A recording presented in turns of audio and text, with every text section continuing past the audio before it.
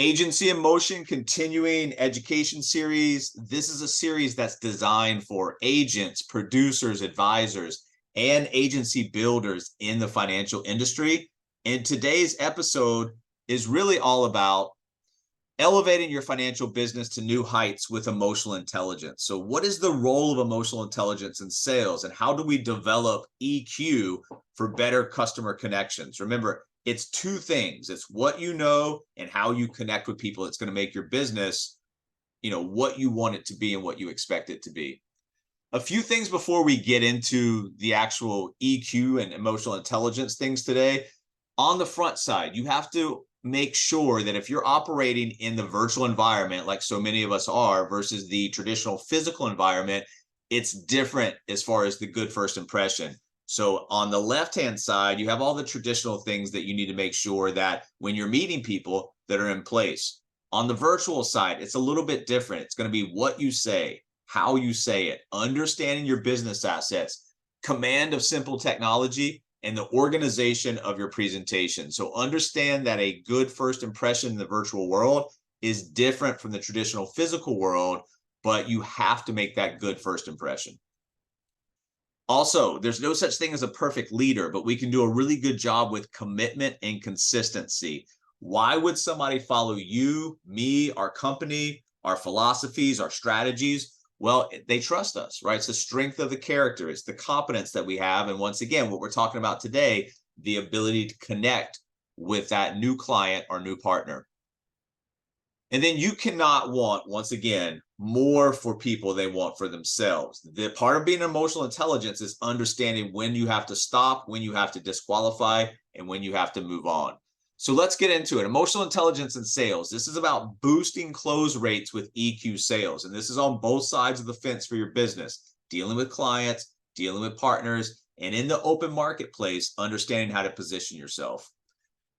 Emotional quotient is EQ, and it's the ability to understand the thoughts and the feelings of somebody else. For example, sales reps with high EQ know how to put themselves in customers' shoes, something that we always talk about, and they know how to hear their needs, acknowledge their concerns, and treat them accordingly. So it's a combination of what you know and how you connect with people that's going to drive success in this business. EQ plus IQ equals success. So you have to know what you're talking about, but you also have to know how to connect with people. If you just know what you're talking about and you cannot make those connections in the relationships, you're going to struggle. It's a combination of what you know and how you connect with people that's going to bring success or the lack of success in your business. And really, emotional intelligence is just about, taking all of the emotions, understanding emotions, managing emotions, using emotions, and then perceiving emotions. Remember, we are emotional creatures. So when they make their buying decision, when they make their decision to come in and join you as a partner, a lot of that's going to be driven by emotions. So when you're looking for those motivating factors, understand that people are motivated by their emotions. And when you can use that to your advantage, your business takes on a whole new realm of success for you and the people that you're surrounding. Emotional intelligence facts that you should know. If you look across the board down here, look at this. A 40-year study at UC Berkeley reported that emotional intelligence is nearly 4 times more powerful than IQ in predicting success. So the people that know the most but can't connect are going to fear worse than those people that maybe don't have a high IQ, but their EQ is very high. An internal study by PepsiCo company revealed that managers with high emotional intelligence levels outperformed annual targets by 15 to 20%. So there's a reason that we're talking about this, because this is help your business. And according to a study by Motorola, 93% of their employees at the Motorola plant became more productive after adopting different emotional intelligence. Then finally, according to the World Economic Forum's Future of Job reports, emotional intelligence will break into the top 10. This is a couple years old, from 2021 onwards. So emotional intelligence is a top 10 job skill right now in this current environment. So it will help you or hurt you depending on how you adapt to this and intertwine it into your business model, or how you ignore it. You are an educator. So it gives you a power position because you're going out there and you're giving people the information that you need. And also, you're not asking anything from the other side at that point. So being an educator and also incorporating the emotional intelligence in that education will help you, because you're only as good as your emotional intelligence in sales. And this is something that is very, very important to grasp and understand. If you are struggling with sales, or if you want your sales to be at a higher rate and you're disqualifying on the front side and only talking to those qualified personas, then the emotional intelligence aspect of this will greatly help all of those back end ratios, including sales. So there's 20 competencies. There's the personal competence of being self-aware, and then the ability to self-regulate. So you have your own self, and then you have your relational competence. That's the awareness of others and building relationships. If you can be self-aware, you can self-regulate, you can be aware of others, and you can build relationships through communication, managing conflict, building influence, inspirational leadership, all of these things. Know yourself, know how to regulate yourself, and then know how to connect with other people, being aware, but once again, being assertive in knowing what you need to know to take them to the next action steps. Words have a lot of power, and words have power from two different perspectives. Number one is what you say. So it's, once you get into really knowing who you're talking to, what their problems are, what the solutions are, then you can, like we talked about before, preemptively overcome a lot of the objections that your persona is going to have even before they even bring it up. So if I could, or how would you like, knowing exactly what to expect, not having to worry about. So you lay this out, it's easy for them to understand. It's already probably on their mind. You're getting to that instantly so you can get to the sorting. Remember, if somebody's wanting to be helped, they're able to be helped, they're willing to be helped, that's great. If they just want to remain in their problem, if they're not able to be helped, unwilling to take the next action step, then you have to move on to the people that are. And then the second part of words is how you say stuff. And we talked about this over the last couple of episodes, but there's different ways to say things. You need to bring energy, intensity, into what you say, enthusiasm, because if you come out flat, if you've got a solution that you bring to the table and you're flat with the delivery, then it's going to fall flat. You have to be excited about what you're presenting, the solution, to the other side. And as you're presenting your presentation, whether that's education on the front side, education on the back side, partner conversations, client educations, you need to be aware of the learning process. And this is a very, very easy blueprint to follow. First of all, you need to understand what you're saying, the information. And then you also need to create transitions. So the facts tell, stories sell. So once you got the information, you need to deliver it in a way that's meaningful, that doesn't lose people, and that includes transitions. And then once you understand the information, the transitions, it's the reasons that somebody would take that action step, and then the ability to close them on taking that next action step. So once you have the information, transitions, reasons, and closings down, this is a very, very easy blueprint to follow, and then to help other people follow the same path. The best way to correct the wrong information is to provide the right information. So you're not arguing with people, you're just opening people's eyes and opening their mind, because once you do that, you're starting to replace that bad data with good data. And now with the good information and good data they have, they can make better decisions. And that includes understanding it's not what somebody does for their paycheck. One of the best things that you can help somebody on the front end know and understand is, I don't care what you do for your paycheck. I care what you do with your paycheck, unlocking the power of your money. So you have to reverse their thinking, because many, many, many people, are looking at things from the wrong perspective. So you need to reverse the thinking, replace that bad information with good information to give them an easier path to understand how the solution and the strategy is going to work for them.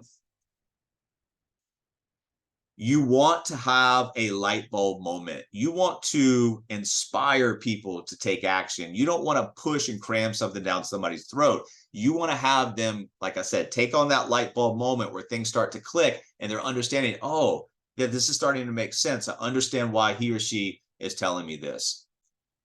Your job and part of emotional intelligence is to be able to take this convoluted, pathway that everybody's, become to understand financial perspectives and money matters into an easy to follow pathway to get actually what they want.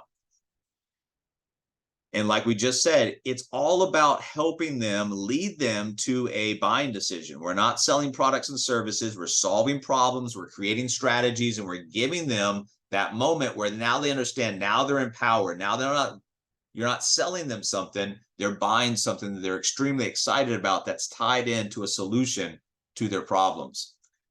You want an emotional intelligence. You want your partners, your clients, your prospects to be getting off the phone with you feeling good, not the other way around. If they're getting off the phone, getting off the meeting, and they're frustrated, they're stressed out, they didn't like the way things are going, a lot of that can go reverse back to the emotional intelligence. You did not connect with that person. If you're not connecting with that person, they're probably not going to do what you want them to do, which is take the next action steps, take your solution and your strategy and implement it. So the IQ plus the EQ equals success. The connection part of our business is huge.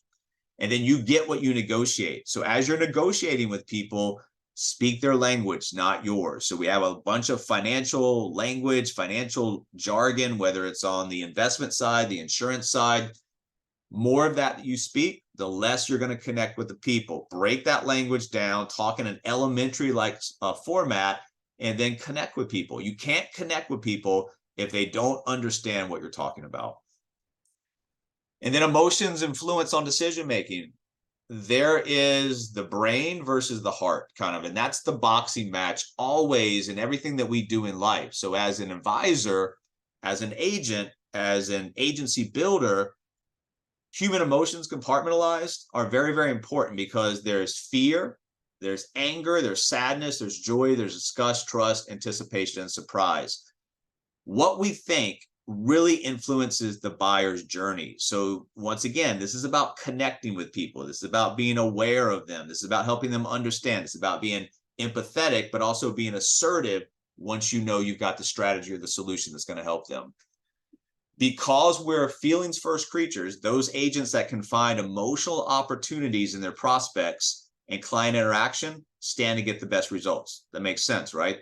Low emotional intelligence means trouble for your sales performance because people don't want to do business with somebody they don't like. That's easy to understand, right? So you have to make that connection. You have to be self-aware, you have to be aware of others, and you have to work on that relationship building. And that, once again, that's why it's so important to have a persona. You can't be everything to everyone. It's important that you're having the same types of conversations with the same types of people that can help you with your emotional intelligence, connecting with those people. If you're connecting with the same type of persona, you're going to get better and better and better at that versus just having those random conversations with random people with random outcomes. It's not going to allow you to really connect. You can't connect with everybody. So how do emotions affect sales? Emotional selling means arousing emotions in your prospects to persuade them into buying your product. Every decision we make is influenced by emotion. Once you understand that, it's a lot easier to start creating a business model and communication model that helps your emotional intelligence. When you're facing a decision, feelings from past experience will create bias in your choice. A lot of times, especially with money, people fear money. So if they made bad choices in the past, they're so afraid of making bad choices now and in the future, they don't make any choices at all. So A, you need to be aware of that. And B, you need to be able to connect with people and help them understand that past decisions, whether they're good or bad, really has no bearing on right here and today, what you're trying to decide to create a better future. You need to inspire someone to take action. And that really means that you understand why they would take action. So do they need to have confidence in the future? So they perceive that the future can be better than the past. Having a positive mental picture of what's to come. Remember, that's painting the picture. Where are they? Who are they with? What are they doing? What does it feel like? Or they might be inspired to take action by a sense of well-being, feel that life measures up to the expectations and that balance has been achieved. A lot of people are seeking control, peace of mind, and a stress-free state without conflicts or threats. Another reason somebody would be inspired to take action is protect their environment. Sustain that belief that the environment is sacred, take action to improve their surroundings. That goes back to the protection block of insurance. They're protecting those people, protecting themselves, making sure that if something happens to them, they're taken care of, and that inner circle is as well. Another reason somebody would be inspired to take action is they're trying to be the person they want to be. This is about fulfilling a desire for an ongoing self-improvement, living up to their ideal self-image. This is ultimately what you want to be connecting with. You want to be connecting with people who have a desire for ongoing self-improvement. If they don't have the growth mindset, they're going to fall in that fixed mindset. And there's a whole lot of problems that come with that. Another reason they would be inspired to take action is to feel secure. Believe that what they have today will be there tomorrow. Pursue their goals and dreams without worry. Once again, the things that we do, the safety, the guarantees, all of these things can give somebody control and peace of mind and security to go about their life without worries. And then finally, inspiration to take action might come from their feeling of need to succeed in life, feel that they lead meaningful lives, find worth that goes beyond financial or socioeconomic measures. If somebody's struggling with money, that's all they think about 24/7, financial stress. If they're not stressed out about money, and if that financial wellness slice of the wellness pie is in place, they can open up other doors and experience different parts of their life and have a growth from many different slices in the wellness pie versus, just like I said, being just so stressed out about their money, their retirement, their debt, whatever it might be. And there's two categories or two strategies, and it goes back to the old philosophy of the negative or the positive approach. Remember, the carrot or the stick. There's two potential approaches to emotional selling, the positive approach and the negative approach. The negative approach is far more commonly used by salespeople. Essentially, it means presenting your product as a cure or prevention for the prospect's biggest pain. That's the stick. Now, on the other side is the carrot. That's the positive approach. It presents the product as something that will cause good things to happen in their future. Most prospects respond better to one approach or the other. So it's a good idea to probe early on as to which type of prospect that you have. Positive approach, I think, is a more meaningful approach. But once again, you have to be able to probe on the front side because people are going to react differently to, one approach or the other. So who am I talking with? Once again, emotional intelligence will allow you to connect with that person. And then by connecting that with that person and understanding that person, you're going to know which approach is going to be best for you. Know what questions to ask. The emotional intelligence side of this allows us to keep our mouth shut, ask questions, stop selling, start interviewing. And these really are the questions that you want to be asking. Positive qualifying questions. Where do you see yourself a year from now? Get them thinking about their future. What do you hope to gain from this meeting? How long have you been thinking about whatever it is they're trying to gain from the meeting? These questions touch on a client's positive emotions related to the product and give you some clues as to their expectations. If you know their expectations and you frame the meeting or the conversation on the front side, you're all under the same understanding. Now you can move forward versus, not really understanding what's going on, why it's going on, or what the other side is thinking about. Once you get to what you want, as far as the information that's uncovered a problem or a motivating factor, remember, you can come in with the solution and the action step, but not too soon. Once you get them talking about what you want them talking about, probe more, tell me more. Can you expand on that? And then happy customers are always going to spend money. I mean, think about the customers that you deal with. Who's spending the most? Who's buying the biggest investment packages, insurance packages, whatever it might be? It's your happiest customers. It's not your disgruntled, unhappy customers. So ask yourself, what emotion will this product give to the customer? Remember, it's not about you. You have to get out of that framework and that mindset of thinking about your commission, thinking about your business, thinking about your paycheck. It's about them. And if you get into the habit of understanding that, and getting a business model designed around the client, then you're going to have a lot more success. Identify your customer's desired emotion. Remember, if they're going to make a buying decision based on emotion, what is that desired emotion?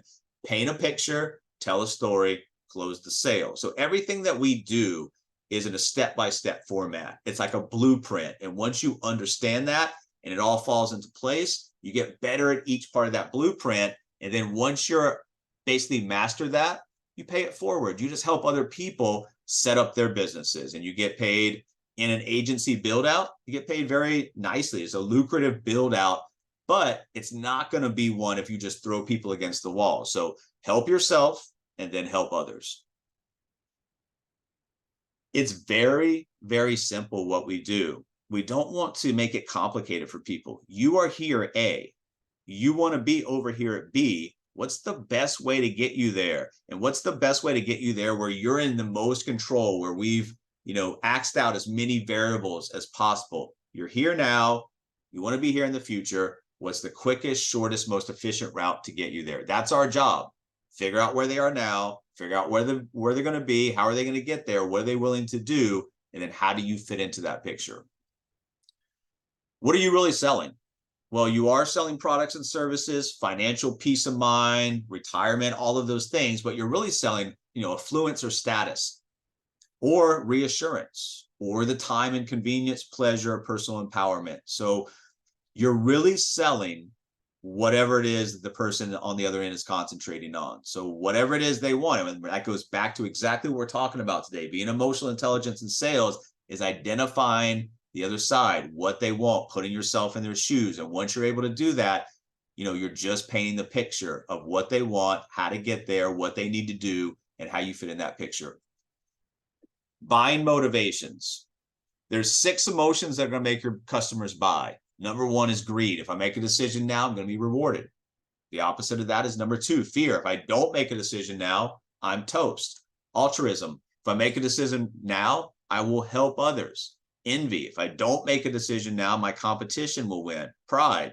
If I make a decision now, I will look smart. Shame. If I don't make a decision now, I will look stupid. So all 6 of these are back and forth on the opposites of the first one. So greed, fear, altruism, envy, pride, and shame. These are what's going to make your customers buy. And it goes back to what we're talking about, having emotional intelligence, connecting, understand if it's going to be a positive or a negative approach, the carrot or the stick, and then attaching that emotion to an end destination.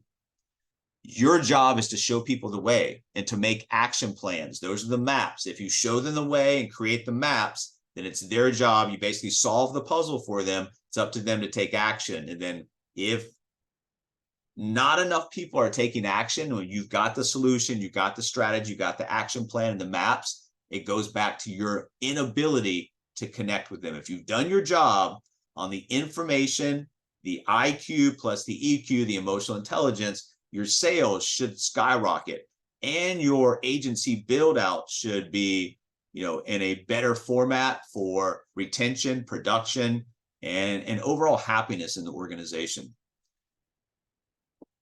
Part of emotional intelligence is also making people realize, what do you think is going to happen? And we've used this, a few times, but what if we don't change at all and something magical just happens? Well, what is the probability and the possibility of that? Pretty much 0, right?